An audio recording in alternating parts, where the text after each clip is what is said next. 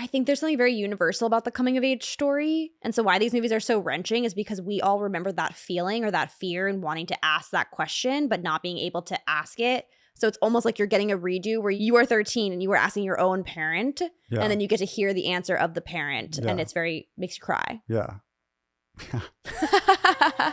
Hello. Welcome to Queer Cinema Catchup. I'm Allison, and my AIM screen name was Irish Gal 1308. My name's Joe, and my AIM was Joe Frog Love, because I love frogs. This is Queer Cinema Catchup, the show where we catch up on movies, TV, and miscellaneous topics through a queer lens. And we do that because of our shared personal history. We were neighbors who made movies together in the backyard. Both were queer. We didn't know it. And then, poof, I had to move away. Many years go by, and somehow we ended up living together as roommates, living even closer to each other than we did when we were neighbors growing up as children. Joe and I were fantasizing about the podcast. I'm like, well, maybe one day when we no longer live together, but we still do the podcast, we'll wind up being neighbors again. And we'll have to update the whole intro and be like, now we're neighbors again. And the reason we're sharing our AOL sign-ins is because we are going to be talking about a movie today called Dìdi, centered around a young boy growing up in 2008, and the internet, like YouTube, AIM, Facebook a little bit, all factor pretty heavily into the plot. So much so that I saw a bunch of articles referring to it as the first great movie about the experience of the internet or growing up with the internet. I don't know if I necessarily agree for certain reasons, but we'll get into that a little bit later. Let's all right. Dive onto the web. Okay, so it centers around a young boy the summer between 8th grade and high school. His name is Chris. He has a pretty solid group of friends, doesn't really get along with his sister. His mom, she's well-meaning and kind, but she kind of gets on his nerves. And then things begin to unravel when it's a crush on a girl and things don't go well. And from there, he kind of begins to make choices, I guess in an attempt to seem cooler or more confident, but they end up kind of backfiring. And he ends up being kind of, it's like harder to do this one because it's so emotional. He ends up being isolated. And then it turns into a movie about how he comes back from that and who helps him. And the person who helps him might be surprising. Like you said, it's a coming of age story first and foremost. And then Absolutely. It's like a coming of age story in the age as the internet was becoming more involved with more consumers. It was more accessible to kids and such. So the Wikipedia synopsis says, in 2008, during the last month of summer before high school begins, an impressionable 13-year-old Taiwanese American boy learns what his family can't teach him: how to skate, how to flirt, and how to love his mom. That's one of the better really synopses that I've read before off Wikipedia. Because it really combines the three threads of the movie for me, which are 1, his social or romantic education, 2, how skating and filming skating, which is what he does during the movie, informs another piece of his identity, maybe what he loves or something he feels passionate about. And then the most important thread of all is that mom component, or I think that's what gives the movie a lot of heart and transforms it from more of like a super bad or something that's a little raunchy and silly to something with a lot of heart and resonance. And so I think it was really cool that those three pieces are all there. Yeah. The film was directed by Sean Wang. It premiered at Sundance after being selected for the 2023 Sundance Institute Screenwriting and Directors Lab. And I have to say, reading about him, I'm envious. How old do you think he is? 28. I think he's actually 30. But what's really cool is I've mentioned it before on this podcast, but I was at this Sundance, and that one like didn't particularly like ever strike me as like part of the Sundance buzz. Like obviously if it's in Sundance, it's gonna be a good movie. It won the audience award. For me, it was like Freaky Tales and My Old Ass. I feel like were I really want to big ones that people talked about. Yeah, I was there. You were there. I didn't see it, but I was there. Not only did this first feature perform so incredibly at Sundance, it sounds like it's had a pretty strong limited release for opening weekend. We just saw it last weekend. But also his very first short, which centers around his two grandmothers. It's sort of a documentary, premiered at South by Southwest, won the Grand Jury Award and Audience Award, was nominated for Best Documentary Short at the Academy Awards. And guess what? It screened at AFI Fest in 2023, where it won the Grand Jury Prize. Yeah, AFI Fest popped up. The logo popped up. I didn't notice. The short played. Yes, I went to AFI. Yes. If you're just tuning in for the first time. And I thought this was really interesting. The short was really just a slice of life of his two grandmothers. And it started out with them being very silly. and kind of like trying on like little outfits and doing dances and acting funny. And it was very charming. But then it kind of got more serious where the two grandmothers were kind of reflecting on their own mortality. One was in, I think, her early 80s. The other one was in her mid 90s.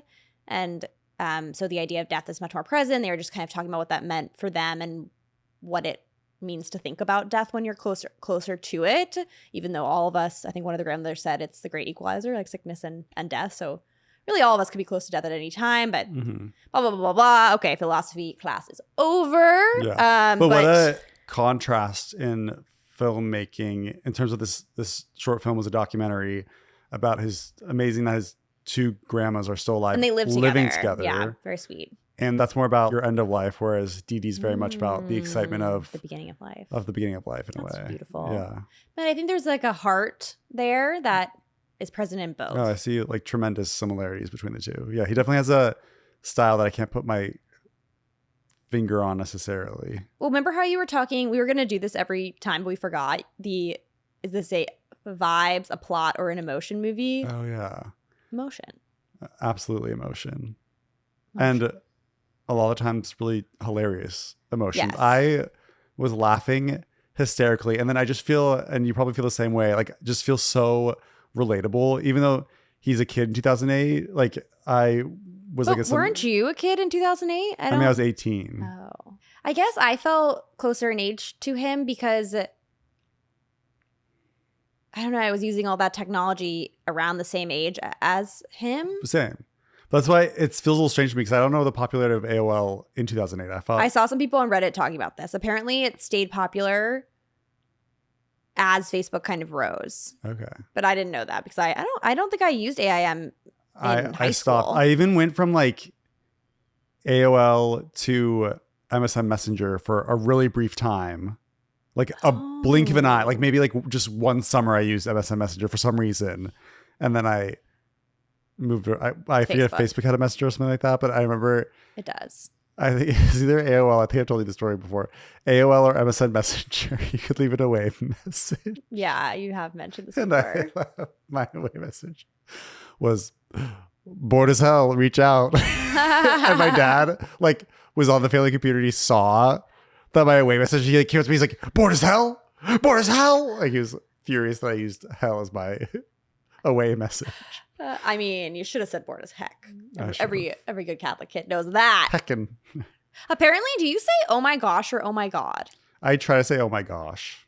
I think I do say oh my gosh. I thought that was pretty normal, but then someone pointed out to me, I'm like, does this make me sound like a small town girly? I really just thought it was normal, but also when I say pickleball, I used to swear. So I would just like scream the F word. And then I was like, I have to stop doing that. I was really cautious about it. So now I say fudge instead, which I feel like is more embarrassing as an adult man on the pickleball courts, screaming fudge in like... You're making me feel embarrassed. Intense frustration. Fudge!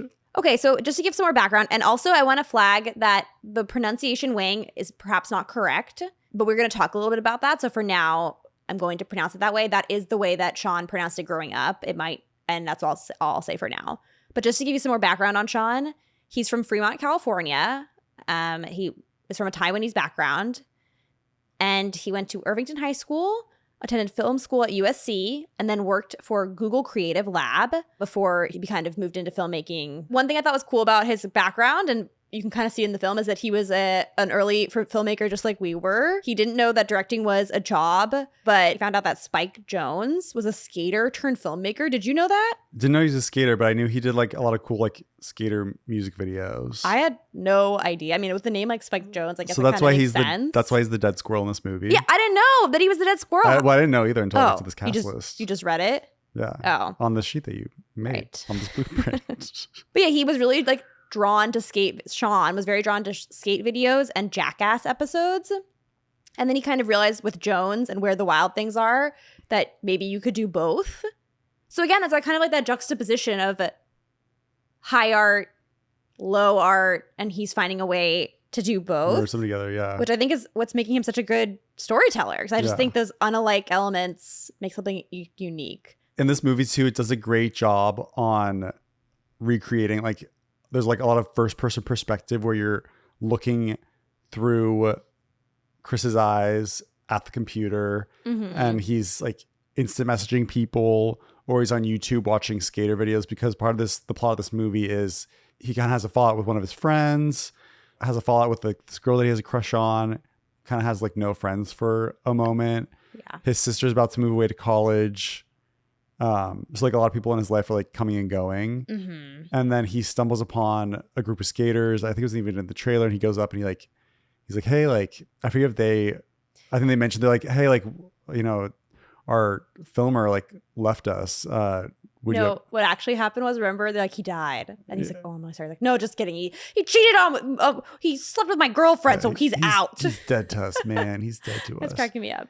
But then Chris doesn't have. I mean, he's like filmed like all these really just squirrely videos of him like doing pranks with his. Basically, they're with a couple girls at this putting mini golf thing, and at that point, you don't really know where the movie's going, and you know, you're already kind of in Chris's world a bit. You've already seen him flounder with a girl he has a crush on in an embarrassing way. And then you see a lot of his communication style is through instant messenger. That's how like it's a really creative way to just like kind of get some more insight. And absolutely, because it'd be really cool to see just like what Chris is to get in his head, like we all do, is like you type something out and then you like erase it. And I think that kind of like helps the understand.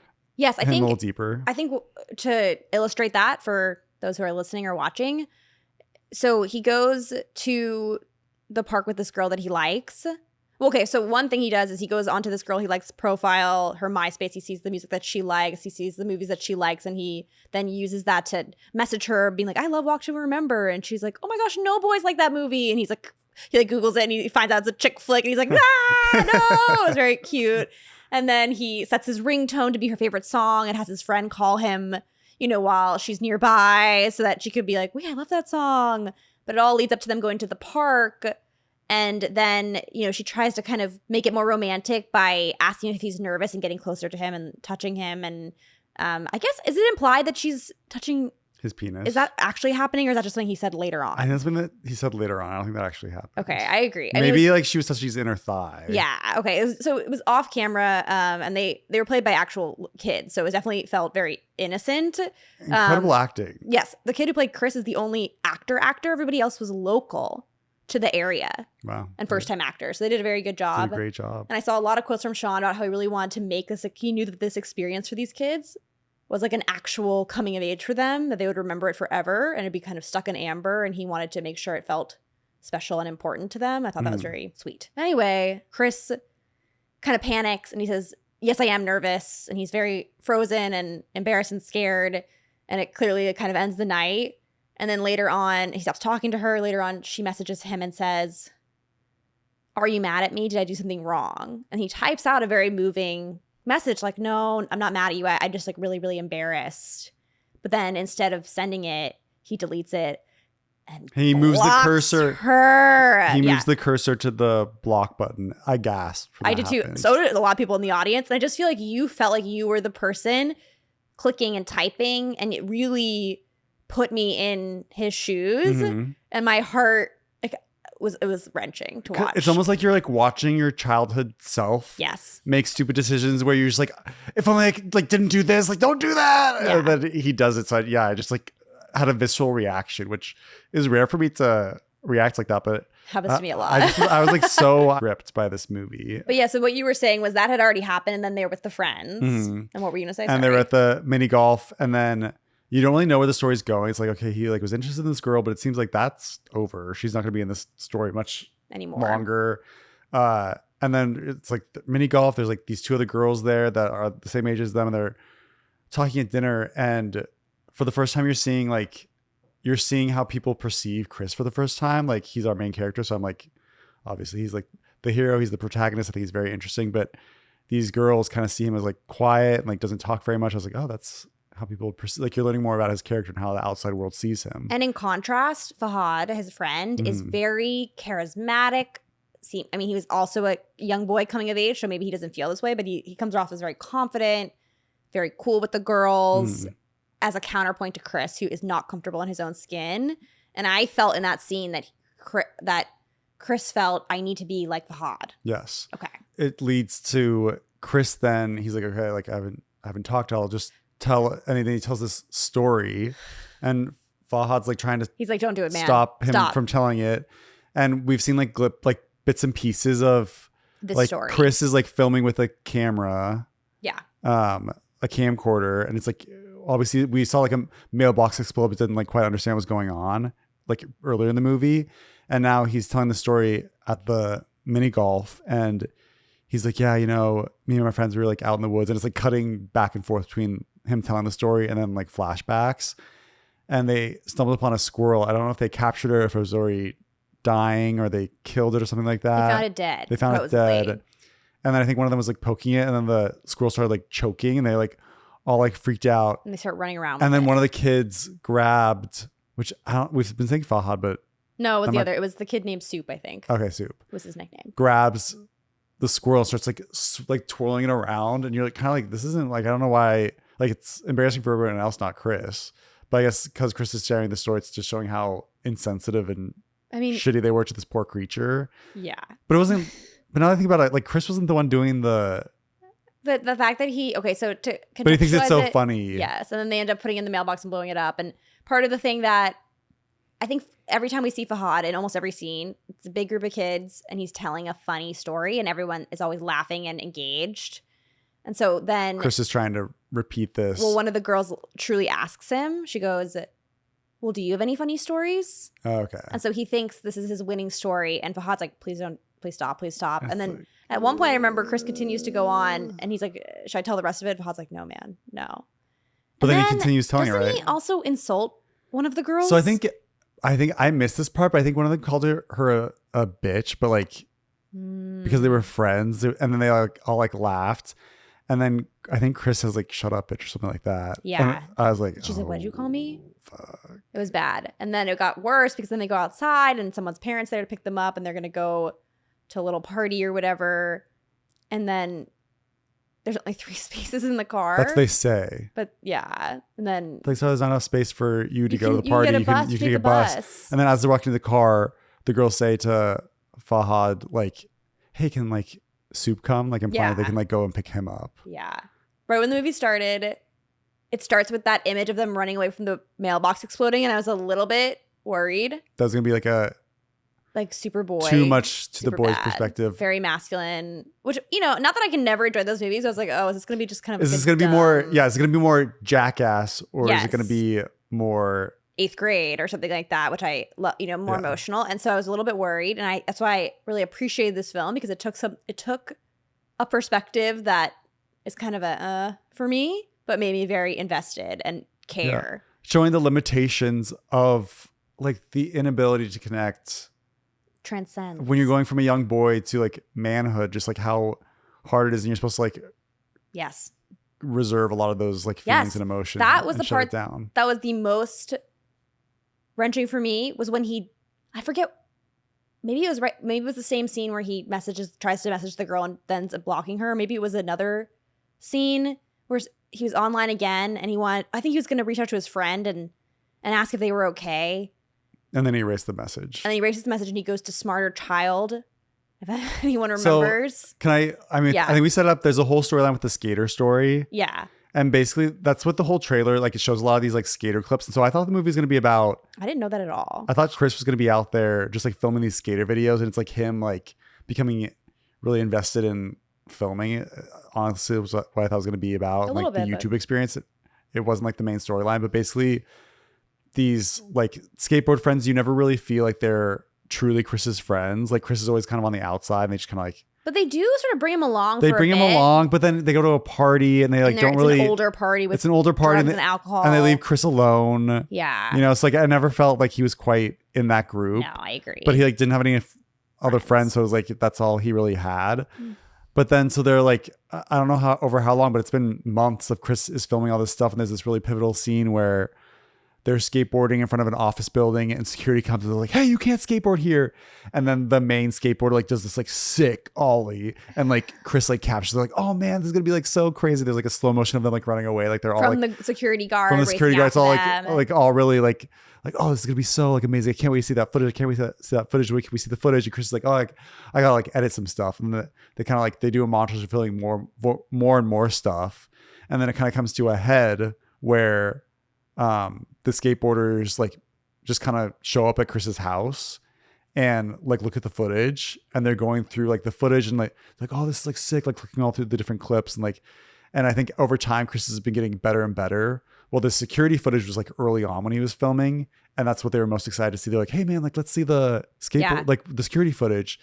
And they play it, and at first like I'm like, oh no, what's gonna happen? And you see the footage and Chris is getting a shot of like the security guard, but it's kind of like you can still see the security guard, but there's like some like bushes in the way. You're like, oh, it's kind of okay. And then the skateboarder goes to escape and does his like ollie off the brink or whatever, and then Chris like completely misses it. The camera just like pans down to the ground. And you can just like all the skateboarders like immediately the disappointment are disappointed. And then I think we should also go back separately and talk about the whole mom storyline. But quickly the mom does come in this moment, and they're really sweet to her, the skateboarders. But then Chris is super embarrassed, and he is told, which I thought was very powerful.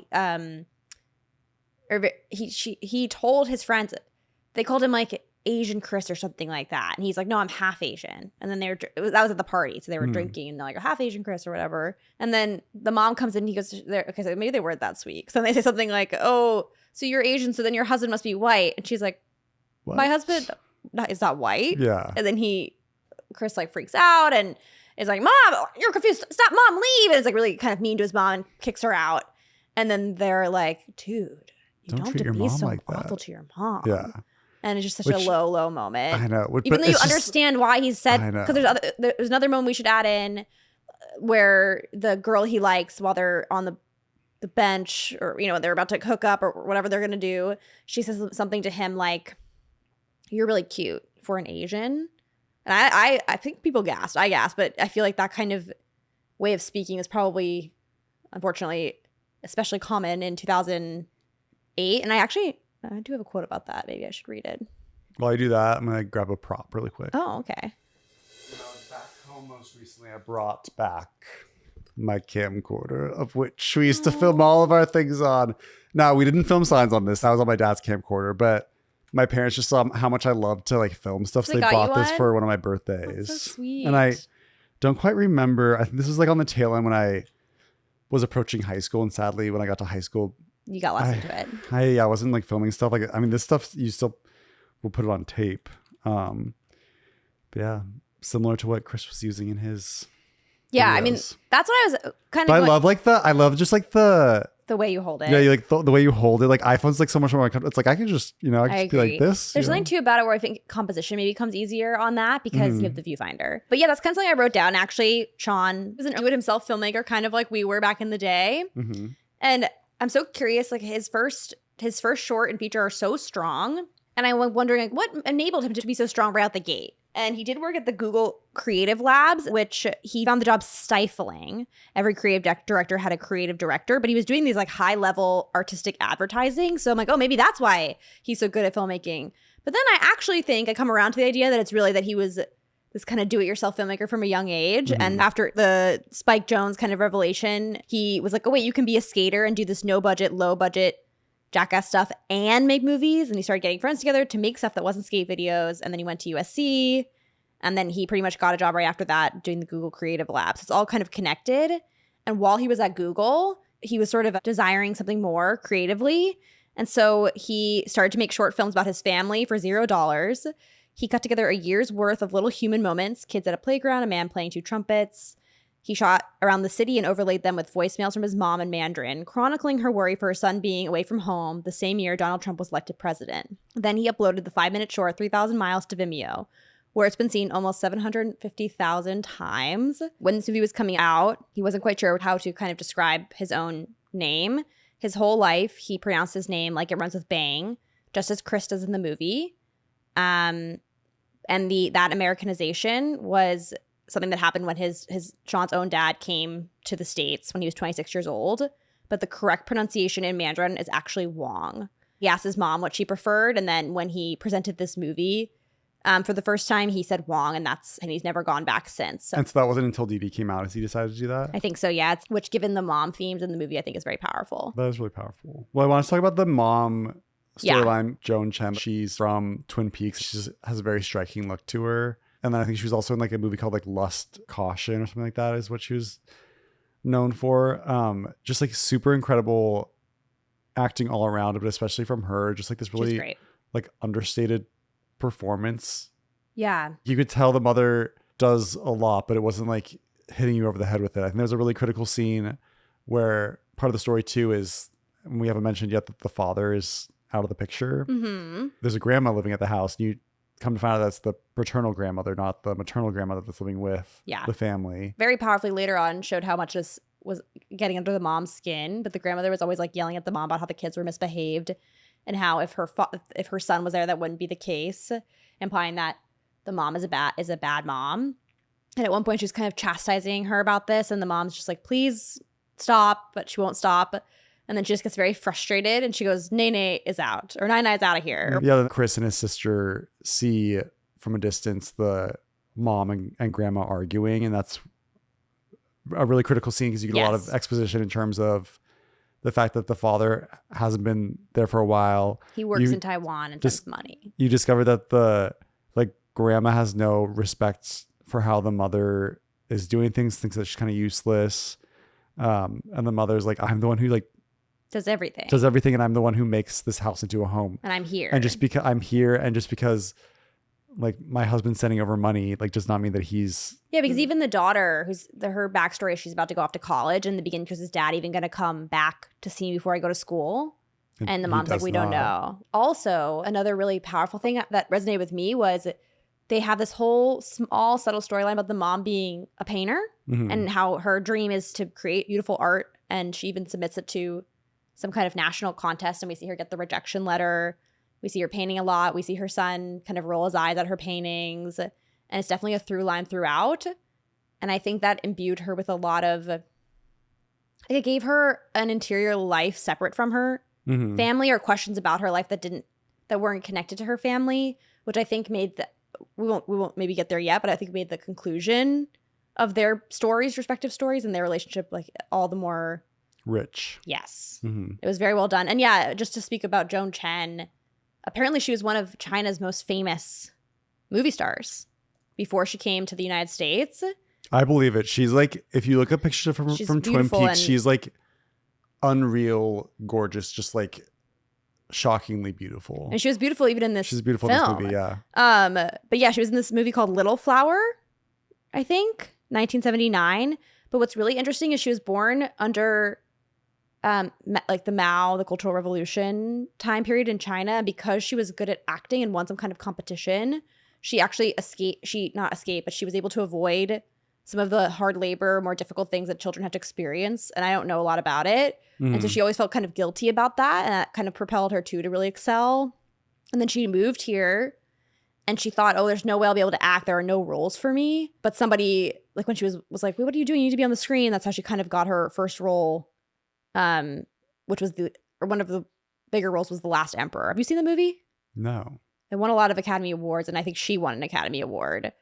She's an Oscar winner? I think so, or at least a nominated. Oh, well, okay, maybe she didn't win, but it won 9 Academy Awards, including Best Picture, the 1987 film, The Last Emperor. I definitely have heard that movie, and I recognize the picture, but I haven't seen it. Yeah, so I thought that was really crazy. And then guess what? She's also in a movie we should totally watch for queer cinema catch-up called Saving Face. Have you ever heard of that movie? No. It's like a queer lady story, and Joan Chen plays a mom who gets pregnant when she's older and comes to live with her daughter, who's, I guess, closeted, I think is part of the storyline. Yeah, and I just, in looking her up, I was really impressed because she was saying that as she got older, there were fewer roles, but now there's like a plethora of or much more opportunity, and she feels like things are changing, and how that's really great. Didn't she like help produce this movie? Like she did, okay, which I thought was really cool. Yeah.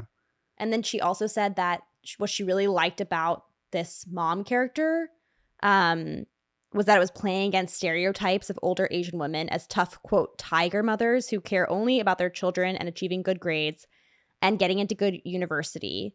But she thought that here, women who are very strict and lacking emotions and are domineering. But the woman in this movie is different. Actually, she is like many immigrant moms that I know, which is probably really true. I'm getting like chills from that because I didn't even think why she just like feels so unique. But in real life, it's probably not such a unique element. So it's just like surprising that it's taken this long for it to come to the screen. Mom. The mom is just like so sensitive and understanding. And I think that's really true. Like, I just think back to my mom too. I like sensitive and understanding she can be. It's just like kids were like, at least I was a piece of shit in my own way. Like I wasn't like blowing up squirrels in mailboxes, but there's like, I don't know, kids could just be vicious. And like we take a lot. I mean, at least I did like take out a lot of my parents, and my mom was the one who was at home the most. So I definitely like watched this movie, felt really guilty about things like don't treat your mom like that. Like it's again, just speaking to myself, I'm like, don't treat your mom like that. Like she's doing everything for you. So it was like really, her performance is really powerful. And again, just like the relationship between like a mother and son movie, I feel like, I'm sure I'm going to say this and there's like thousands of examples, I feel like there's not that many mother and son focused movies when, aside from like the trope of like the son can do no wrong in the mother's eyes. Like I feel like I'll see that storyline every now and then, but there's some dialogue even with Joan Chen where she's like, you know, like, I think Chris says like, why do you love me? So basically the setup for that is, you know, he's becoming more isolated as he makes these choices that push other people away. And his mom at one point, the one thing she does that's a little bit more like almost like a punishment. She has a friend who apparently was based on a real friend that Sean's mother had growing up.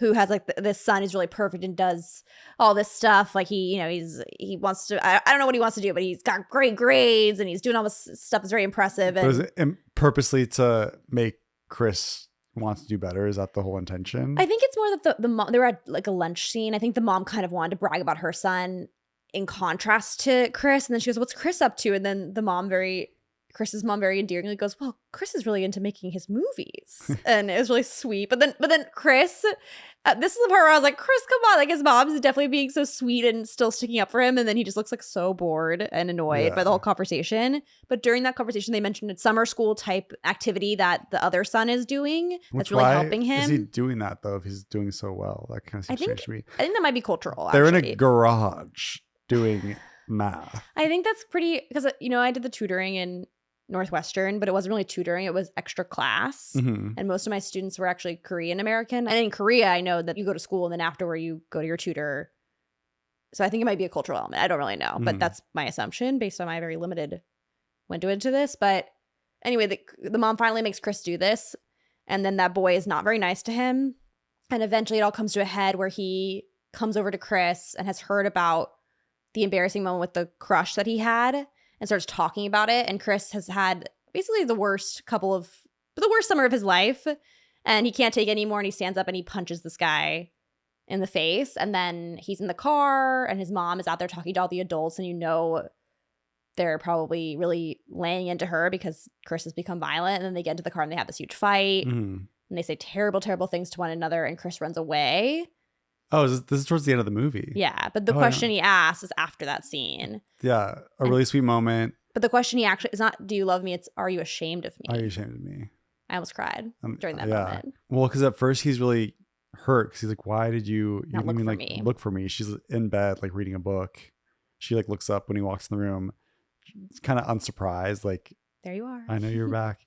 Doesn't she tell a story about how his older sister ran away? Yeah, and she was gone for 3 days. And then she says, but you're not as stubborn as she is, so I need you to be back. But it was so sweet because it's like, it really maybe moved me. And then he asked that question, are you ashamed of me? And what I loved about her answer was it tied in everything about her character, where she said, you know, sometimes when I'm painting, I think about what would have happened if I hadn't met your dad. And I had just spent my life creating art, and where could I have gone and how amazing it could have been. But then I see you and your sister. I forget what she said. I wish I could remember the details, but it was so. And I think about how, what did she say?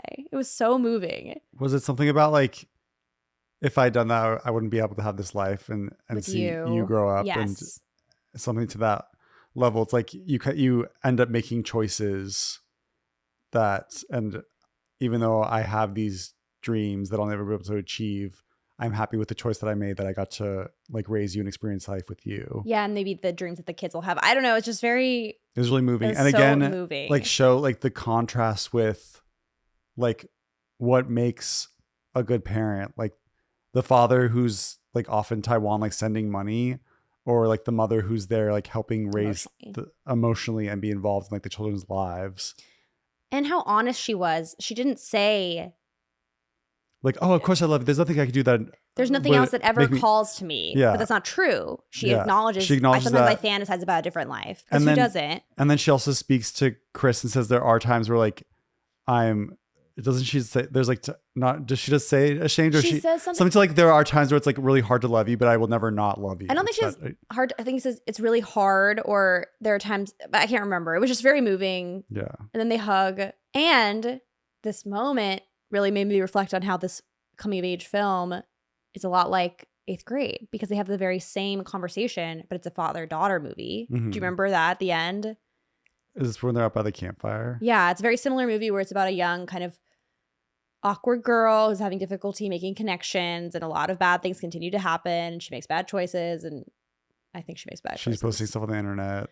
Yes, there's a lot of parallels here, and it ends up coming to a head where, unlike in this movie where the kind of the awkward sexual encounter happens early, it happens much later in the movie, and it's very dark. That movie's much more dark in my memory. It's extremely more awkward and extremely more dark. And I think it's kind of got like I think he basically asked her to do something, and when she won't do it, he gets really pissed off and says, "Is it a teacher?" No, it's an older boy, and says something like, it's something really cutting and awful. And this is just somebody who, I think it's the first time she's actually been out with people she thinks are cool who could be her friends, and then this guy drives her home and I think says, "Give me a blowjob" or something like that. And then when she won't do it, he's very cruel to her. So she comes into the house like sobbing, and the dad won't tell the dad what's wrong. And then I think the next scene, or a couple scenes later, is the campfire scene. And the question she asks her dad, which is very similar to the "Are you ashamed of me?" is, "Do I make you sad?"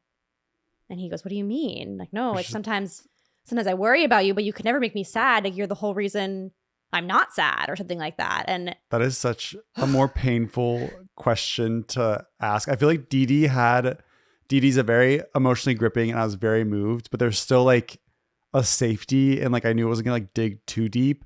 In 8th grade, like fucking reaches in and like scoops out your fucking heart. Like, do I make you sad? Like, for a child to ask that parent, like a parent that, like, first of all, you're able to like that you have that much awareness that you would ask a question like that. It's heartbreaking. And yeah, like how do you answer that? Like, how do you come with an answer at that moment? Like when I think about like me being a parent, like at a child, like my child asks me that, I'm like, okay, I need to be grounded and come up with a really solid answer. Yeah. Cause it's like the idea of like of your kids coming with these really like hard hitting questions. And it's like, of course, how can you not like love your child? The fact that these movies have these similar moments, I think there's something very universal about the coming of age story. And then the more specific you make it, the more real it feels. But there's like this fantasy component to it where, or not, maybe not fantasy is not the right word. Because I think what you just said was really interesting. You said, how could the kid have enough self-awareness to ask that kind of question or even understand that kind of question? And I kind of feel like maybe 13-year-olds actually can't. And so why these movies are so wrenching is because we all remember that feeling or that fear and wanting to ask that question, but not being able to ask it. So it's almost like you're getting a redo where you are 13 and you were asking your own parent, and then you get to hear the answer of the parent, and it's makes you cry. Yeah. It's literally, it's like the idea of, I feel like childhood, everyone has like stories of like heartbreak, and it's not a matter of comparing one person's childhood to another, but we all have different gauges of what we've experienced, but it informs and it turns you into the person that you are. And a lot of people go into filmmaking, I think, who make these kinds of stories, it's like in a way you want to try to heal these like childhood wounds. Totally. I think so. And so, yeah, it's like, I would not be able to articulate at 13 years old, like, do I make you sad? But like, But you know immediately the when that feeling. question's asked, like, I know the feeling. It's like, oh my, like, you've put into words something that I thought could not be put into words. And is that Bo Burnham wrote that movie and directed it? I'm so impressed by that because and to write it's so from true to a girl's perspective that it really impresses me, even though some of the other stuff I'm not as into. And then in this movie, I felt, like I said, like it was so boy at certain points. And I was kind of like, oh boy, it's going to be a boy movie. But then there's no such thing. First of all, Allison, there's no such thing as boy and girl movies. But second of all, that it was able to be a boy movie, but resonate so deeply with me, I think. Again, there's a lot of how strong of a filmmaker he is, or storyteller. I think the best filmmakers can make you feel like this is a story that involves you in some way, or you're at least able to connect, and kind of also make me see. Because I feel like when he was so unable to communicate his emotions, I don't think I'm very good at that as a girl. But like seeing him do that made me really think about how difficult it is for teenage boys because they're not encouraged to do that. And then we feel so sad. Do you know what I'm saying? So it also made me kind of feel like empathy or see things from a new perspective as well. I mean, I think that's why I love filmmaking, is because I feel like emotions are really hard for me to communicate. They're hard for me to communicate also. And I feel like you kind of are able to communicate that adjacent through a medium. Totally. So it's like it can be the dangers of something that you're so passionate about too, because I think you can put a lot of yourself into something, and then for it to get rejected or it doesn't turn out the way you wanted it to, like that's soul crushing. But that's not the case with Dìdi. They did a really good job. It's fantastic. And also, you just reminded me to say, Dìdi, the name, after the movie, by the way, I saw another celebrity at the Universal Theater, Zoe Deutsch. I was waiting for you by the poster, this big poster for the movie that had a lot of facts about the film. And on it explained what the word Dìdi means, and it means little brother, which I thought was very endearing because another part we didn't talk about that was very subtle and well done was the sister-brother relationship and how that changes. And so basically the beginning of the movie starts with them having this screaming match. Yeah. Did you get in screaming matches with your siblings? We would scream, but not like that at the table. If that would happen, it would have been stopped. Yeah. I don't think that would have flown. But yeah, definitely did you? I'm sure we did. I can't remember like specific examples, but I'm sure I was screaming up my head off. My sisters were screaming their heads off. We were all screaming. But one thing I never would have done, and this is another concerning moment for me where I was like, what kind of movie is this? I would never do this either. He peed in her lotion. I was disgusted and disturbed. But then she reacts in a way that she's more just like annoyed and not like disturbed. Guys. Like, did she rub urine on her face? Probably, or hopefully she just smelled it before she would put it to her face. But yeah, they're pretty awful to each other, pretty equally. And then I think, is it when he has the bad experience with the girl, he comes home and his sister's up late reading a book. She's like, where were you? You don't have any friends. What could you have been doing? And then he's like, I hate you. And he's screaming at her. And he says, why are you always so mean to me? So mean? And then he stomps off, and then it holds on. It's just a brilliant like choice to hold on the sister. She's like taking this in. And then for the rest of the movie, you just see her be kinder. And it's kind of she like drives him to his new friends, the skaters. When the mom and the grandma get in this horrible fight, she kind of pulls him away from the chaos of protect him. Yeah. It's just like, and then she like takes a curiosity in like who he's hanging out with, like a little bit concerned for these like skater boys, because I think she can see that they're older and they're probably not as true friends. But it's like, I think we talk about like there's some movies where we see some of the like story arc of a character happen off screen. And I think in this movie did it like brilliantly. Like it shows you just the right enough moments to show how she's changing. Yes. And then you kind of understand too, like the idea of like going off to college and how you like grow up in a way. And they really symbolize this. So in the beginning, they're fighting because he's wearing her sweatshirt. And at the end, when she leaves, they have this like goodbye hug in the driveway. And then he goes inside and he goes into her room and she's left the sweatshirt behind for him. So sweet. So sweet. Yeah. And I had a screenwriting professor tell me that on the page, and I suppose in the movie too, you should really ensure that most beats, if not all beats, are focused in on points of change. And I think what you just said is exactly right. There's not that much of the sister in the movie, but when we see her, we meet her, we understand who she is. And then the next time we see her, it's a turning point for her. And it's It took what, 2 seconds, 3 seconds of screen time, but that goes such a long way in communicating to us where she is on her journey and helping us key into the story. So my professor probably was right. Yeah. And it's like, it seems when I'm watching this, like, yes, obviously we know who these characters are, but it's like, it's so because we've been seeing so many movies as of late where it's like really hard to like, I'm like, I don't know who this person is, but it's just like it's just like so effective. Agreed. I really loved that. And like, we talk about like breaking up movies into different like ideas, vibes, and emotions. Like, I mean, obviously I think with a more emotional movie, you have the opportunity to bring that out the most. I think so. I think the best movies probably have all three. Yeah. I feel like this movie did really have all three. It definitely did. Yeah, so overall, this movie had a very positive critical rating. Has a 97% rating on Rotten Tomatoes. The website's consensus reads, a semi-autobiographical love letter to teenage angst that's also slyly self-critical. Dìdi is a deeply moving personal statement by writer-director Sean Wang. I guess we didn't talk a lot about how this is like a Taiwanese American story. So we did mention the girl kind of commenting on like, oh, you're cute for someone who's Asian, or these kind of small slights. And how like I had a quote from Sean where he said, I remember people would say it would be like, you're the cutest Asian I know, Sean, or you're the whitest Asian, he says. And that at the time it's a compliment, right? But in my 20s, I started to look back and realize how those things shape the way I look at myself. Because if you do the mental math, it's like, okay, it means I'm the best of the lower tier. And how subtle that was in the film. But then what I also appreciated about it, you could still feel that kind of darkness that's there, or the way that would inform your view of yourself. Mm-hmm. And at the same time, it wasn't like he was in a predominantly white school. And so you can see how those feelings can still persist even if you're in a more diverse environment because of our culture at large. I thought that was really interesting and made it very specific. Mm-hmm. Okay, now I want to get to my controversial idea here. So many of the critical pieces said, this is a movie about growing up online. Someone from The Guardian, Adrian Horton, described Dìdi as easily one of the best, most seamless films she's seen on the experience of growing up online, has a clear antecedent in 8th grade. Marie Claire magazine said, essentially the first great 2008 period piece. But I don't know, you guys. Personally, to me, it just felt so...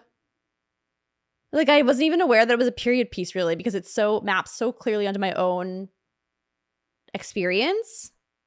I thought it felt like a period piece every time they cut to the internet. I was like, I mean, it looked old, but archaic YouTube page. But the kid was young. Do you know, like, the kid was young, and so when I was young, this is what the internet looked like. So I was just like, oh. Do you know what I'm trying to say here? Yeah. Because we are young enough. And it made me think about kids watching this movie. I guess to them, it will feel more like a period piece in a way. Mm-hmm. But there's going to be a certain point where these articles kind of focusing on the fact that growing up online is different from growing up not online will kind of disappear because everyone will be a digital native. But the internet still changes. Like the internet of 2008 is very different than the internet of today. Yeah. I crack up when I see like a movie that has like a cell phone from like even like 7 or 8 years ago. I'm like, that's what the iPhone used to look like. That's what text messages used to look like. Like it's always evolving. So true. Yes, always the internet will be involved in like stuff that's set in like the present in the 2010s onwards. But we're still gonna look back and be like, oh my gosh. I don't know. So what are you questioning? You're not questioning. I'm just gonna sigh. I'm like, growing up online. I don't know. Just like, it's just growing up. It's just normal. Yeah. That's all. I was just kind of be a little jokey. I mean, but it wasn't really. What I liked about it too, it's not like it was 2008, so it's not like AOL wasn't a new thing. Like it already existed. YouTube, actually, I think that's probably the third or fourth year of its existence. I think it started in like 2005 or 2006. It's crazy. When the very first YouTube video was a zoo monkey, I think. That was the first video posted. The creator of YouTube. Okay, something. I think YouTube was created. The guy got the idea because of Janet Jackson's nipple slip on the Super Bowl. Everybody wants to see that clip, and I think somebody had the idea. I need to look this up. Please educate me. It says, remember going to YouTube to see the video online? Nope, you don't. YouTube's first video, me at the zoo, wouldn't be uploaded until April 23rd, 2005. What you may not know is that the Janet Jackson video not being available online inspired YouTube's creation. Jaywood Karm saw the halftime performance, and when he couldn't find footage online, brought the idea of a video site to his fellow PayPal colleagues Chad Hurley and Steve Chen. Within days, Hurley designed the site's interface and logo, while Chen and Karam split technical duties. It had failed first attempt as a dating site. They registered the name YouTube on Valentine's Day and had the tagline, "Tune in, hook up." This is really depressing me. It's just so interesting with this movie, how he's posting these and like I said, there were like these like squirrely videos and quite literally they're swinging a squirrel in this shop. It's squirrely as in just like silly and like, whoa, like shaky cam and all that off the wall videos. Like that's Zany. What YouTube used to be, the shoes video. Did you ever see Shoes? Or the Potter Puppet Pals? It's also just like the early days of the internet too was just so like weird and kind of like what is known as like millennial humor is like, that's so random. It's kind of, I feel like that was our, Jamae from Summer Heights High. But yeah, just like how random the whole internet experience was. What? What's your first memory of the internet? Your first time going online? What'd you do? I mean, do you want my real answer? No, I want your fake answer. That was probably the first time you went on the internet? No, I wasn't immediately looking at porn, but... Oh, is that the next section on this? No, it's not. Porn was up. Porn was active. I was a very, very good repressed Catholic girl who when a fan fiction site would tell me that this story was for 18 years or older. You're like, well, I cannot. I found some cool stuff about the movie.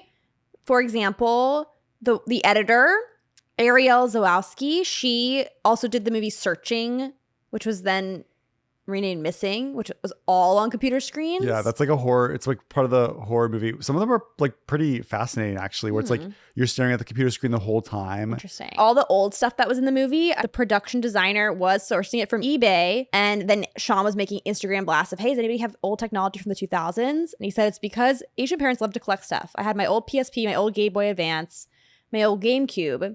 So I had some technology, but I asked my hometown friends and they all were like, my mom has a whole box of Motorola KRZRs. We had days in prep where we sent a PA to collect all these old 2000s phones. Just must be so fun and so like nostalgic to like dip back into your... The Livestrong bracelet. Yes. And then I also read that the bedroom in the movie, it was either inspired by his childhood room or it was his actual childhood bedroom that Chris sleeps in the film.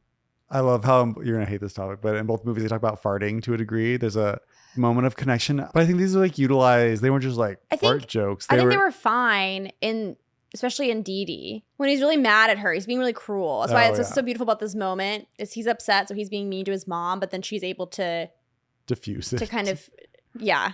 By using a diffusion of her fart. Yeah, exactly. Okay, I can't talk about this for too long. I'm sorry. Why? It's just gross. I don't like it.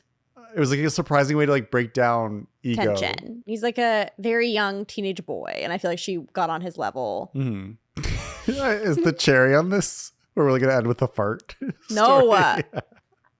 Oh, you wanted to end with something else, which was cringiest 8th grade moments. You go first. Oh, school is very important to me. I've mentioned it before. I really like to excel. And one time in 7th or 8th grade, we had to do this debate, and we were paired off. And I really wanted to win. Me and my partner, we had prepared, but I still wasn't entirely confident that my partner was going to take it as seriously as me.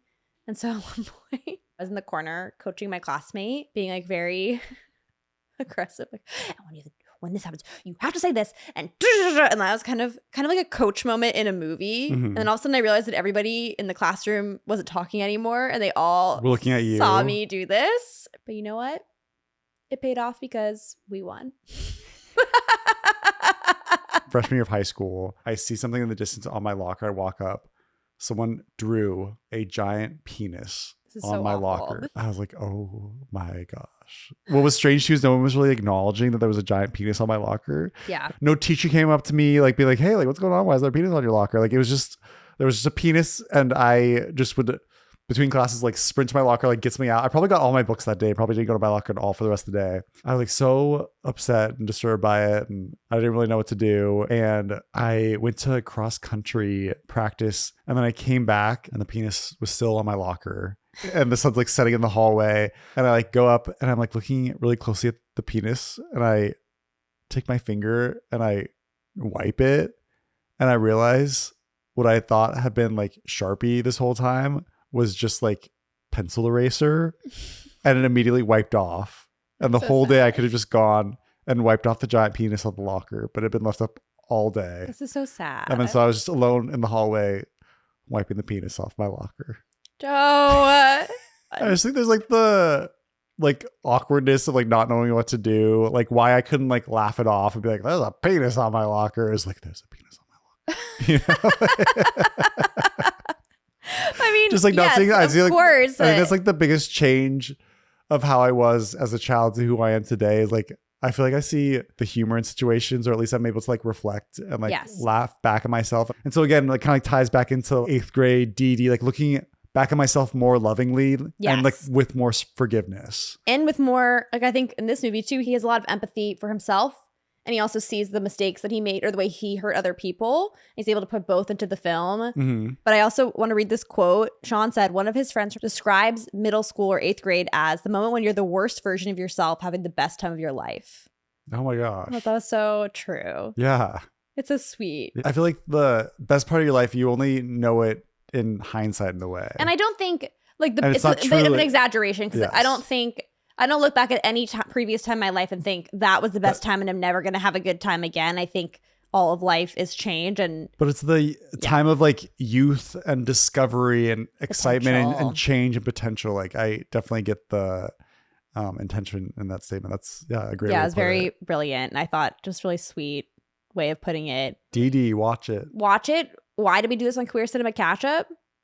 No reason. We just love coming of age films. Yeah. And we didn't really even have a queer lens to put onto it other than we cannot say that we know what it's like to be a minority in terms of race and then have that be very visible and have that be something that you don't want to be visible at that age because of the environment you're in or because of the messages you're receiving versus something like sexuality, which is more hidden often, not always. I think some people are more visibly queer than others.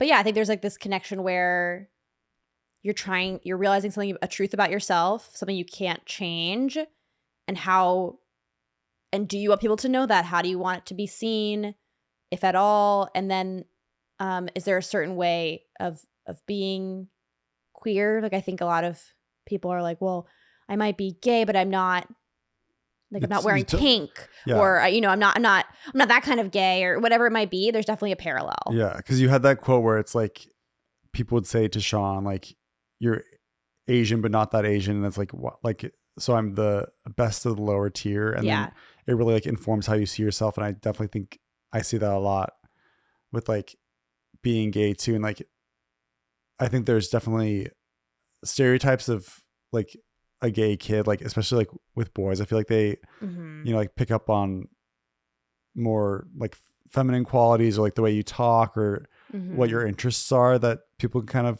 but it's not always true. It's not always the rule, but it's like I think sexuality is something that you can like hide more behind, but like a lot of the experiences are still things that I relate to. And it's like the marginalization or the otherness, being othered. Yeah. In Dìdi, it's like he is in a more diverse school. Yeah. And he still feels othered. And so that was like a really interesting aspect. And then it's like myself growing up gay, like I was like so fixated how people perceived, like was worried that like at any moment, like everyone just like knew I was gay. Yeah. I thought I was the only one.